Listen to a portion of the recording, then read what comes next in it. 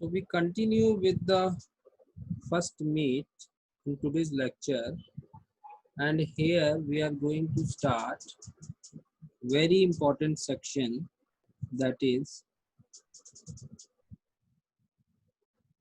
application of derivatives. तो application of derivatives को आप दो तरीके से यूज कर सकते हैं, इससे बेनिफिट उठा सकते हैं. First benefit is it can be used as a rate measure. पहली चीज. दूसरा, it can be used to find maxima and minima of a function.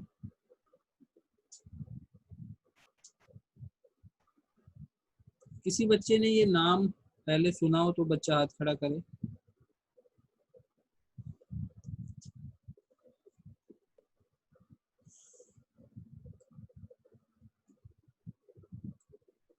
ठीक है, तो ये मैक्सिमा यहाँ का मीनिंग होता है maximum value of a function, minima मतलब minimum value of a function. Okay,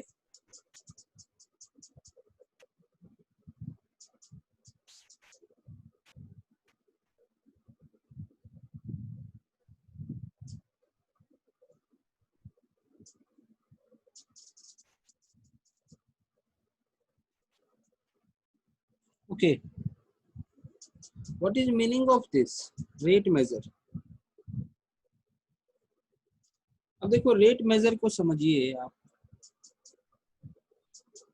rate major कहाँ कहाँ यूज हो सकता है. एक एग्जांपल ले रहा हूं.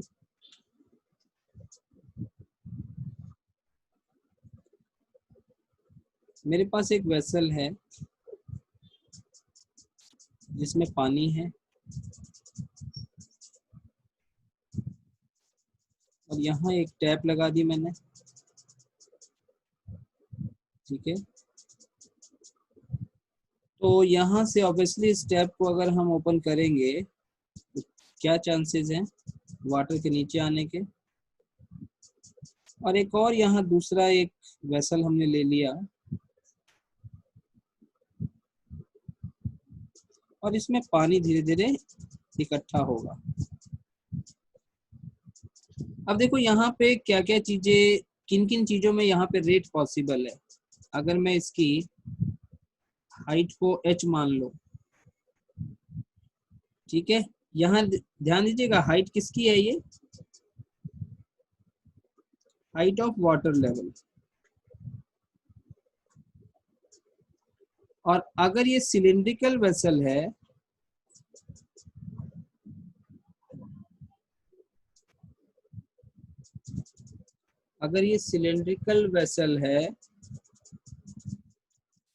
तो इसका एक रेडियस भी मैं मार्क कर देता हूं, कैपिटल R.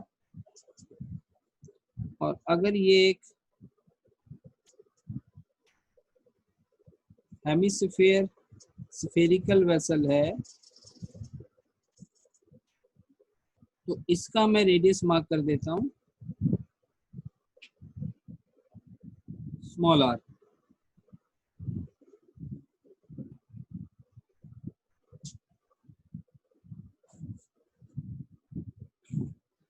अब मुझे ये बताओ, ये पूरा प्रोसेस हो रहा है, इस टैप को हमने ओपन कर दिया.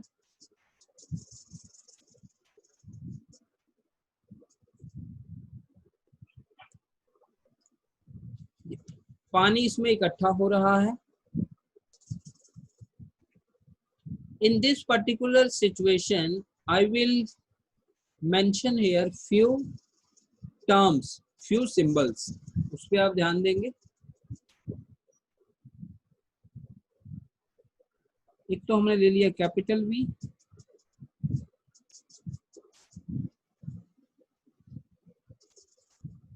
Volume of water in cylinder. R very much clear. Radius of cylinder.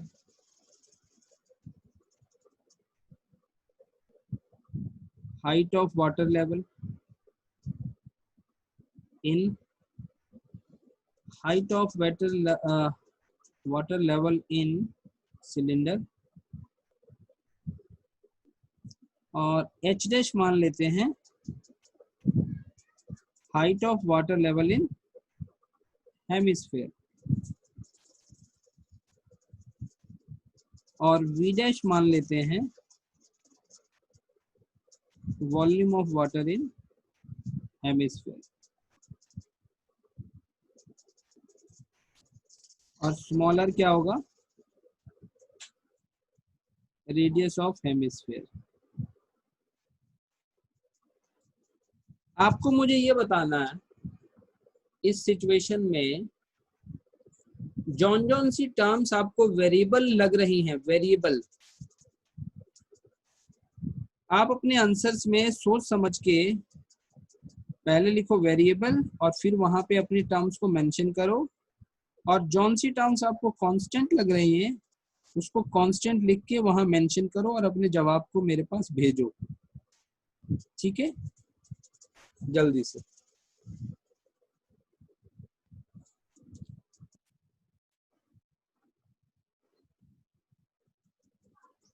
Sir लेकिन वो तो फिर डिपेंड करेगा ना हमें दी किसकी है, वैसे तो सारे कांस्टेंट आ ही जाएंगे। मैंने सिर्फ इतना कहा है reference to this figure and this situation, situation आपके सामने दिखाई है, टैप खोल देंगे पानी नीचे मतलब इसमें भरना शुरू होगा। So reference to this particular situation you have to answer this question, variable और कांस्टेंट।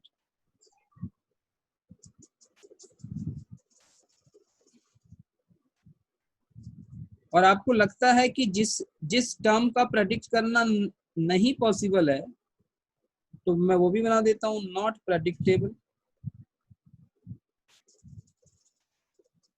वो भी आप बता सकते हैं।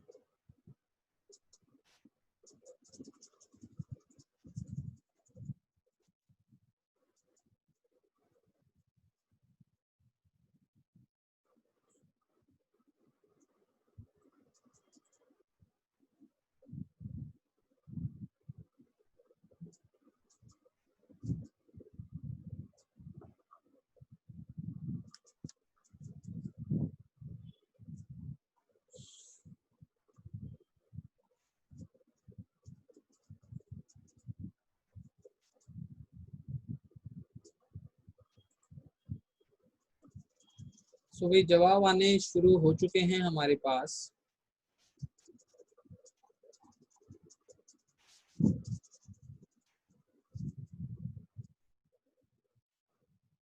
जो पहले 2-3 जवाब आए हैं मैं मेंशन कर देता हूं।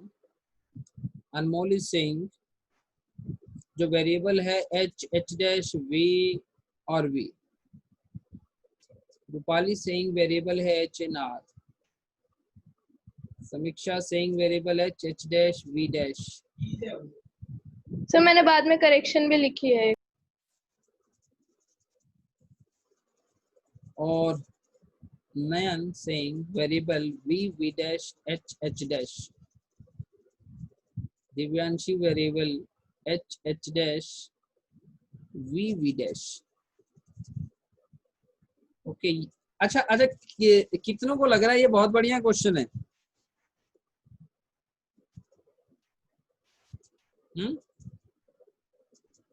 मतलब सर आपके सारे क्वेश्चन ही बढ़िया होते हैं तो। पर ये शुरुआत ही बड़ी अच्छी हुई है रेट मेजर को समझने के लिए। आप ये देखो ये बहुत बड़ी बात है कि अगर आपने एक गिवन सिचुएशन में वेरिएबल पहचान लिया ना, बहुत बड़ी बात है फिजिक्स में। ओके तो काफी लोग मान रहे हैं भी V, V dash, H, H dash variable है, और कांस्टेंट में कांस्टेंट का भी जवाब इरशाद कह रहा है कैपिटल आर, स्मॉल आर। तो मैंने भी तो भेजा है। हाँ जी हाँ जी, मेरा भी आंसर है सर, ढूंढो। रूपाली का कांस्टेंट है स्मॉल आर और कैपिटल आर। रूपाली तुमने वेरिएबल का आंसर चेंज किया है क्या? अरे सर वो वो आज जब आपसे पूछ रही थी ना तभी वो भेज दिया था, फिर आपने बोला तो चेंज करके अच्छा सारा अच्छा आंसर लिखा। अच्छा, उसमें तो ठीक सिर्फ है 2 ही ठीक है वैल्यूज ठीक है लिखी है ना ठीक है, मैंने। Okay. H H dash V V dash, constant में कह रही हो आर, स्मॉल आर और कैपिटल आर, ओके। चलिए भाई, अब चेक करते हैं कितने सही हुए कितने गलत हुए, या सारे गलत हो गए, ये भी हो सकता है। हो सकता है ये सारे गलत हो गए। लेट्स सी कुछ तो सही होगा। Let me check. पहले तो ये बताओ वेरिएबल का मीनिंग क्या है। ए टर्म और a quantity which is changing with respect to the passage of time, क्योंकि इस सिचुएशन में तो पासेज ऑफ टाइम ही होगा ना इम्पोर्टेंट, वेरिएबल वाली सिचुएशन के लिए। तो with the passage of time आपको चेक करना था वेरिएबल कौन कौन है। चलो देख लेते हैं भाई, एक एक मैं एक एक करके एक एक सिंबल्स की मैं बात करूंगा। तो डेफिनेटली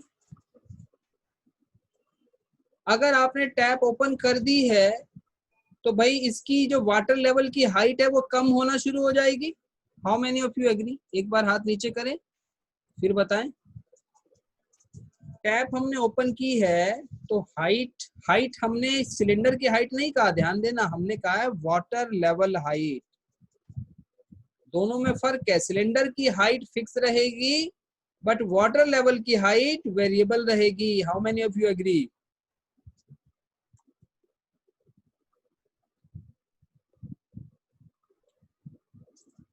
मेरी सवाल पे जवाब दो। सिलेंडर की हाइट फिक्स रहेगी पर जो उसमें वाटर है उसकी हाइट वेरिएबल है। Yes sir. ठीक है ना? हाँ देखो, फिजिक्स में समझने का जो नजरिया है ये बहुत इंपॉर्टेंट है। अगर आपने नजरिया अच्छा कर लिया तो आप एससी वर्मा बन गए फिर। ठीक है, हाँ, नजरिए का ही तो खेल है। ओके, ये चीज हो गई एक। तो डेफिनेटली एच इज वेरिएबल। हम स्टार्टअप यहाँ से करते हैं। एक आपको, अच्छा ये भी आप मान रहे हो कि वी को हमने कहा है volume of water in cylinder, तो भाई हाइट कम होगी, डेफिनेटली वॉल्यूम ऑफ वाटर भी कम होगा। और स्मॉल वी डैश को हमने कहा है volume of water in hemisphere, उसका वॉल्यूम बढ़ेगा। तो डेफिनेटली कि वेरिएबल में अगर एक एक हम पकड़ना शुरू करें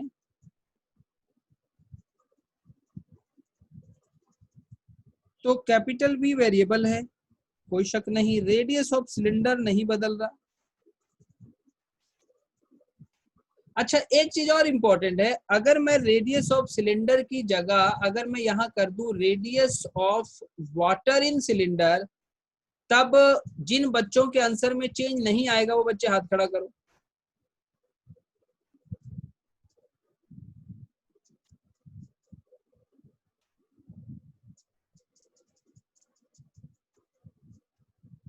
जिनके आंसर में चेंज नहीं सर आएगा वो रिपीट, बच्चे हाथ खड़ा करें भाई। क्वेश्चन रिपीट करना है। क्वेश्चन सामने ही है। रेडियस ऑफ सिलेंडर की जगह अगर मैं radius of water in cylinder लिख दूं तो आपने जो पहले जवाब भेजा है उनमें कोई चेंज आएगा? जिसके चेंज नहीं आएगा वो हाथ खड़ा करे। कुछ नहीं आया। देखो देखो, इस एक छोटी सी एग्जांपल में कितनी सारी थिंकिंग इन्वॉल्व है, कितनी सारी फिजिक्स इन्वॉल्व है इसके अंदर। थिंकिंग ही फिजिक्स है, एक बहुत बड़ा हिस्सा मान सकते हो आप थिंकिंग को फिजिक्स का। ओके, और जिनको लगता है नहीं फर्क पड़ जाएगा आंसर पे वो हाथ खड़ा करें।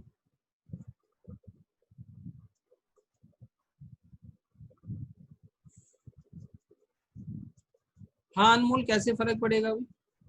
What do you think, any difference? Radius of sir जब आपने क्वेश्चन बोला मैं उससे पहले यही सोच रहा था कि रेडियस किसका है, वाटर का है सिलेंडर का है। मतलब अगर वाटर का हो तो कांस्टेंट नहीं होगा, मतलब तो ये फर्क पड़ेगा क्योंकि वाटर का रेडियस अगर थोड़ा वाटर है तो कम हो जाएगा, फिर वाटर बढ़ेगा तो जैसे सिलेंडर जो हमारे पास स्फीयर का रेडियस हम अगर देखें ना, अगर हम एक प्लेन में देखें तो वो धीरे धीरे बढ़ता है ऊपर की तरफ। नहीं मैं रेडियस सिलेंडर का पूछ रहा हूँ। नहीं फिर नहीं बढ़ेगा, sorry sir. Radius of cylinder की बात हो रही थी और फिर बात हमने, ये देखो माउस दिख रहा होगा ना आपको, कहाँ जा रहा है माउस देखो। Radius of water in cylinder पे कोई फर्क नहीं पड़ेगा, ठीक है। अच्छा, अब अगला सवाल, अगर रेडियस ऑफ हेमिस्फेयर की जगह हम कहते हैं radius of water in hemisphere, तो जिनको लगता है इस पे फर्क पड़ेगा वो हाथ खड़ा करें।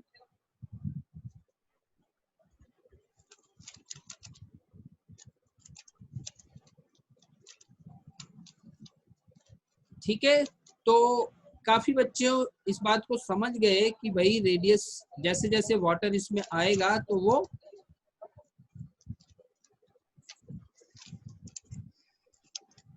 जैसे जैसे वाटर इसमें आएगा आपको लगता है कि Increase उसके होगा। रेडियस पे फर्क पड़ना शुरू होगा, है ना, क्योंकि स्टार्टिंग में तो थोड़ा वाटर होगा ना डेफिनेटली। अच्छा, एक चीज हम और कहें। अच्छा, इसमें बहुत सारी चीजें हैं पॉसिबल।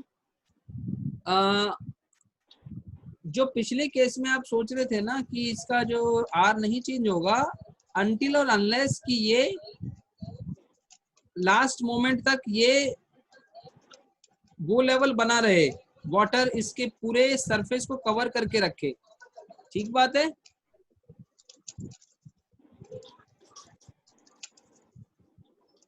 अच्छा, ये काफी बढ़िया थिंकेबल क्वेश्चन है कि अगर मान लो इस हेमिस्फेयर में अगर थोड़ा वाटर स्टार्ट होता है तो उसका आर धीरे धीरे इंक्रीज होना शुरू हो जाएगा ना। Yes sir. सो चांसेस हैं, तो एक काम करो, आप एक सिंबल बना लो बेटा आर डैश और उसको मेंशन करो radius of water in hemisphere, और अपने नोट्स में जहां वो वेरिएबल है, वेरिएबल वाला हिस्सा है वहां इंक्लूड कर लो, ठीक है, ताकि आपको ये समझ में आ जाए पर्टिकुलर। चलिए अब डाल देते हैं फटाफट। वेरिएबल में कैपिटल वी है, और एक काम करो आप ना इस radius of water in cylinder को R dash, capital R dash mention कर लो, ज्यादा बेटर है। So we have capital V in the variable portion, R constant है, capital R dash in water भी कांस्टेंट है। आगे बढ़ जाएं हम, H dash height of water level in hemisphere, definitely वो भी वेरिएबल होना चाहिए, एच भी वेरिएबल ही है।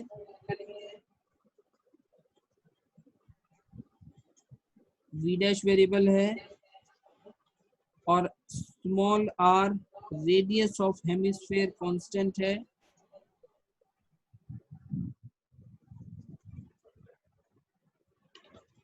But radius of water in hemisphere constant नहीं है।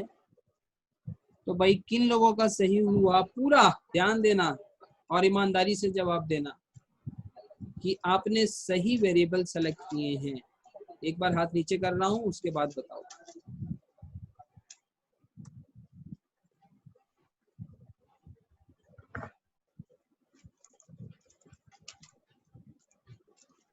सर वैसे आर डैश भी तो वेरिएबल हो सकता है। मैंने आर डैश के लिए ना वो सिचुएशन कही है कि जब वो पूरा इस सरफेस को मतलब कवर करे। सर पर अगर पानी हिलेगा तो फिर उसका तो रेडियस चेंज होगा। इसका सर जैसे अगर ऊपर से पानी आ रहा है, अगर वो हिलने लग जाए तो फिर उसका रेडियस तो चेंज होगा। वो पानी अगर हिलेगा, नहीं वो यस सर। वो अल्टीमेटली तो उसको कवर ही करेगा ना, आउटसाइड बाउंड्री को। उस सिचुएशन को छोड़ दो, वो तो बहुत ज्यादा क्रिटिकल सिचुएशन है जो कह रही है, उसको छोड़ दो। वो फिर सर रेडियस कहाँ रहेगा, वो तो एलिप्स बन जाएगा, सर्कल ही रहेगा, ऐसे स्लैंट हो जाएगा, तो रेडियस ही नहीं रहेगा वो तो। वो वाली क्रिटिकल सिचुएशन छोड़ दें, ठीक है, उसके अलावा। Okay okay sir. So now very good, काफी सारे आप सोच पा रहे। चलिए अब बात ये है, देखो ये जो रेट ऑफ मेजर वर्ड है ना, रेट रेट ऑफ मेजर या मेजरमेंट, इसका मीनिंग क्या निकलता है ये समझाता हूँ। आप ये बताओ, ये जो स्मॉल h है ये इंक्रीज हो रही है डिक्रीज हो रही है?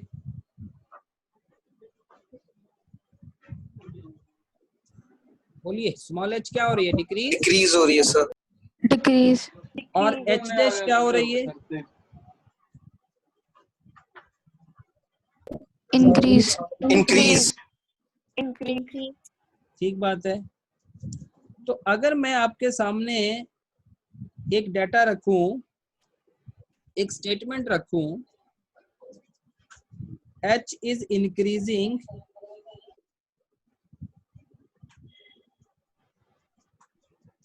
डिक्रीज है एक्चुअली में,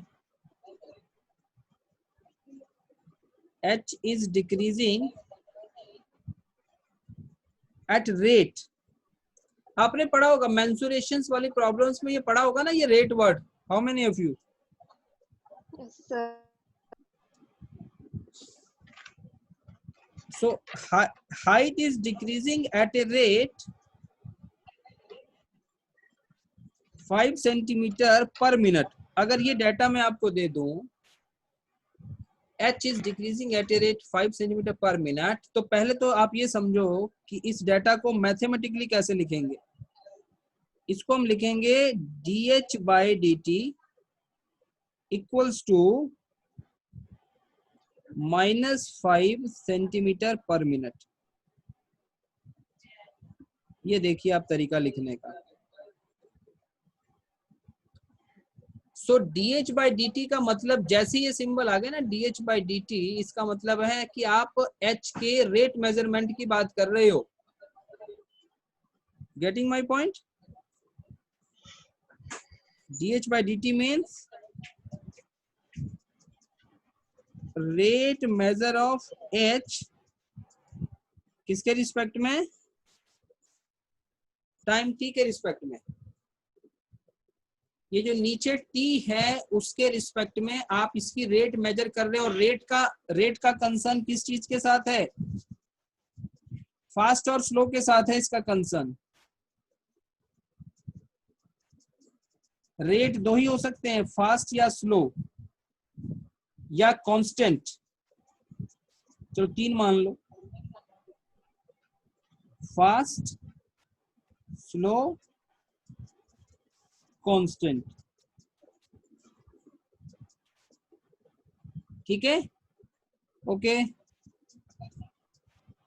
तो ये तो समझ में आ गया आपको। dh/dt का मीनिंग है rate measure of h with respect to time t, fast, slow, constant. 3 चीजें निकल सकती हैं रेट से। ओके, कहने का मीनिंग ये है, अगर मैं 2 वैल्यू आपको दे दूं, dh1/dt 5 सेंटीमीटर पर मिनट और एक वैल्यू दे दूं dh2/dt -10 पर मिनट, तो मुझे बताएंगे कौन सा रेट ऑफ डिक्रीज ज्यादा है? अच्छा, डिक्रीज कैसे मालूम चला? माइनस सिंबल से। This minus will tell you decrease. तो कौन सा डिक्रीज रेट भाई ज्यादा है? Second. सेकंड वाला ना। तो यहाँ से ये जो मैग्नीट्यूड है, इससे रेट का ज्यादा और कम का पता लगेगा कि कौन सा रेट मेजर ज्यादा है, ये वाला। यानी कि 1 मिनट में 10 सेंटीमीटर डिक्रीज हो रहा है, यहाँ 1 मिनट में 5 सेंटीमीटर डिक्रीज हो रहा है। कितने लोगों को बात आई समझ में?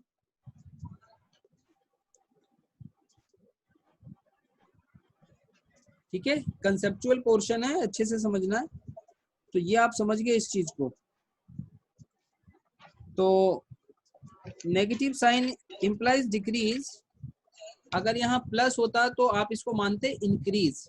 ठीक है, तो मुझे अब ये बताओ भाई, किसका रेट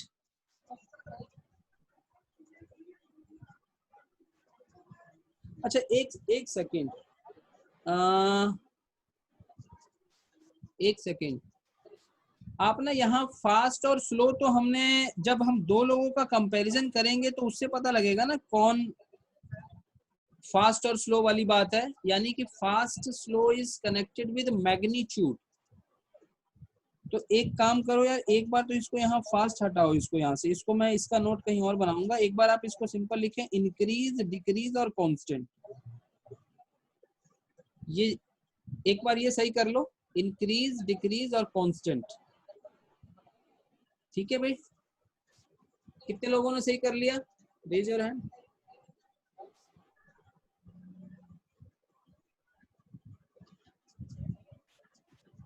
ठीक है, और फास्ट लो के बारे में मैं नोट लिखवा रहा हूं।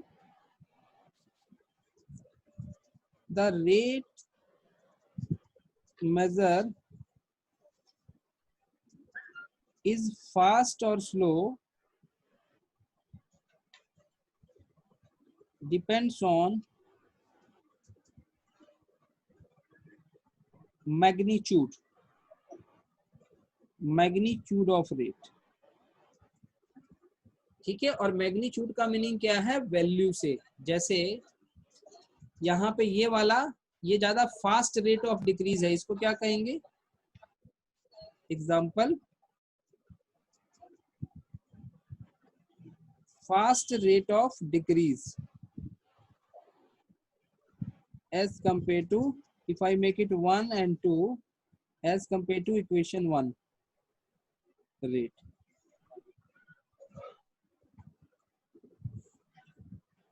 चलिए, यहां तक किसी को कोई कंफ्यूजन? No sir. नहीं, यहां तक क्लियर है।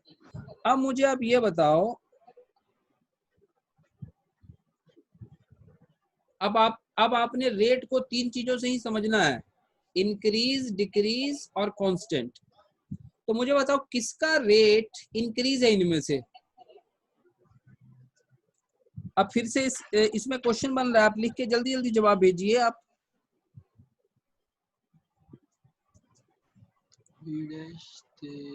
फाइंड जिसका रेट ऑफ इंक्रीज है उनके बारे में मेंशन करो, जिसका डिक्रीज है वो मेंशन करो, और जिसका कांस्टेंट है वो मेंशन करो। जल्दी से।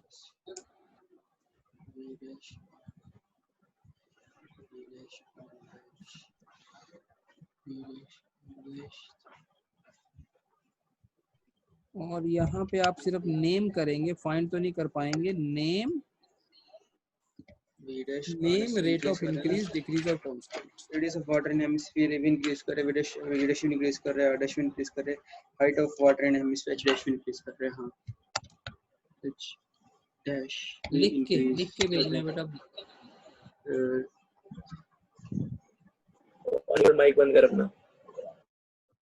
सर इंक्रीज और इंक्रीज, डिक्रीज और कांस्टेंट।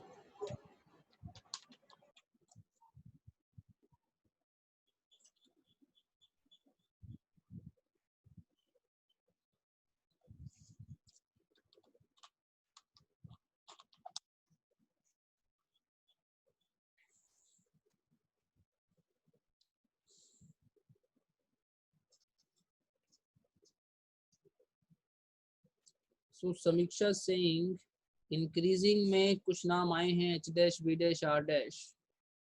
जल्दी जल्दी सभी अपने आंसर लॉक करो जल्दी से।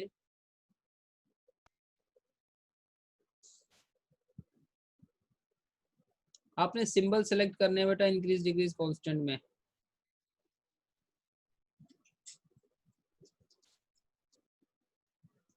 ये जो सेकंड क्वेश्चन है ये भी बहुत बढ़िया क्वेश्चन बन गया, लाइव क्वेश्चन बन रहे हैं ये।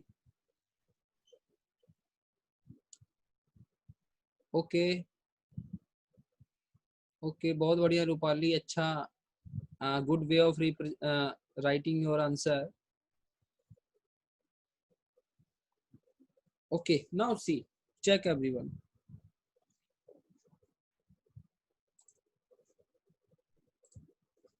आपने सोच लिया, जवाब दे दिया, मिलाओ वो सही है गलत है। तो आपने देखा इंक्रीज कौन कौन हो रहा है भाई? डेफिनेटली वाटर जिसमें आ रहा है उसके पैरामीटर्स के इंक्रीज होने के चांस हैं. How many of you agree? Yes sir. तो H डैश के चांस हैं, V डैश के चांस हैं, और definitely R dash is increasing. R dash is increasing. Okay. उसके बाद इंक्रीज, और जिसमें से चीजें खाली हो रही हैं, कम हो रही हैं, उसके पैरामीटर के डिक्रीज होने के चांस हैं. How many of you agree on this? तो वहां से H, V, H और V ही कम होगा. याद रखना R को हम यहाँ पे जो सिचुएशन हमने ली है उसमें R हमारा कांस्टेंट है. ठीक है, we are not thinking about the critical situation like वो जो कह रही है. और या फिर हम ये भी कह सकते हैं कि ये टैप को मैंने बहुत मतलब कि ज्यादा फास्ट नहीं इसको इसमें से पानी निकाला है, स्लो रेट में पानी नीचे आ रहा है. तो समीक्षा वो जो हिलने वाली सिचुएशन है ना बेटा, वो नहीं रहेगी, पानी शांत है. यस और नो समीक्षा? Yes sir. हाँ. तो अब देखिए H और V डिक्रीज हो रहा है. H और V के अलावा कुछ डिक्रीज होगा? R तो सर जरूरी भी नहीं हो पानी हो, कोई हैवी फ्लूइड भी हो सकता है जो हिले ही ना. नहीं, मैंने तो स्पेशल कहा ना वाटर. और सर अगर हिलेगा भी मैंने तो water शेप भी ही चेंज हो कहा जाएगी, है. रहेगा ही नहीं फिर तो. टेकिंग एग्जांपल उसे विद ज्ञान वाटर. जरूर. तो कांस्टेंट में ले लो, कैपिटल R कांस्टेंट है. Anything else? तो V की बात कर ली हमने, R की बात कर ली, कैपिटल R की, स्मॉल h की हो गई बात, H डैश की हो गई, स्मॉल v डैश की हो गई, और स्मॉल r, हाँ स्मॉल r क्या है हमारा? कांस्टेंट है. और R डैश की बात भी हो गई. हाँ बेटा मेरा फाइनल हो गया. अब बताओ किस किस का सही हुआ? Sir big R dash, capital R dash रह गया सर. अच्छा कैपिटल R डैश रह गया, तो वो भी तो कांस्टेंट ही है. यस. Yes sir. ओके, अब एक बार हाथ नीचे करता हूँ, फिर बताओ किसका सही हुआ.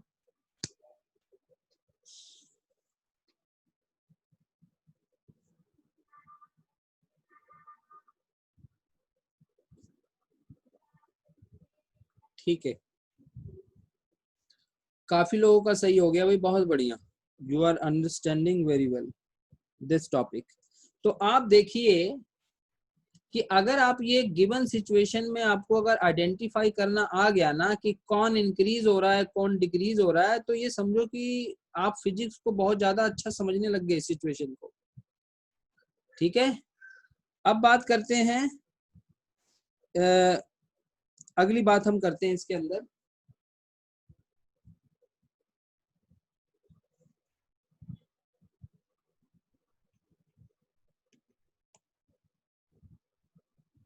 टॉपिक दे दो, rate major.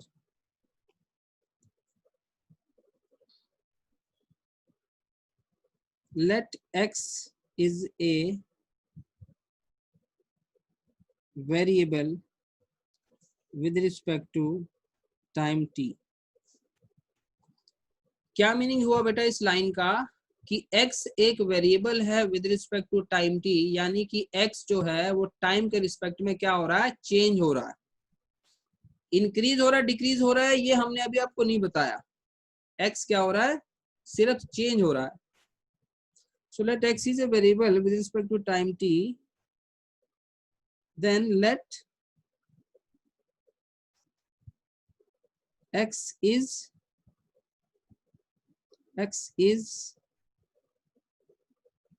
value at time t. हमने x को एक वैल्यू कह दिया कितने टाइम पे? t टाइम पे. ठीक है, तो देखिए अगर ये x वेरिएबल है तो एक किसी पर्टिकुलर टाइम पे उसकी एक वैल्यू होगी, तो उसका हमने नाम रख दिया. After time after time t plus delta t the x becomes, क्या बन जाएगा x? How many of you agree it becomes x plus delta x?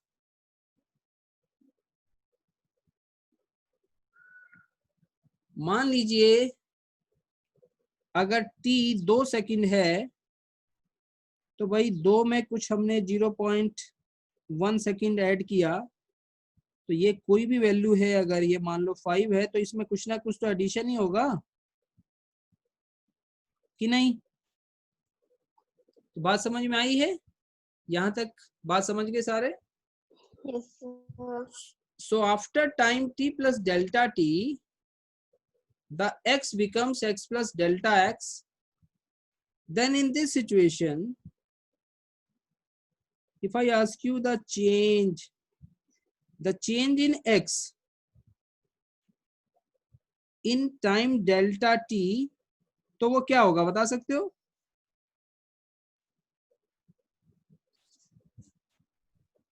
वो कितना होगा?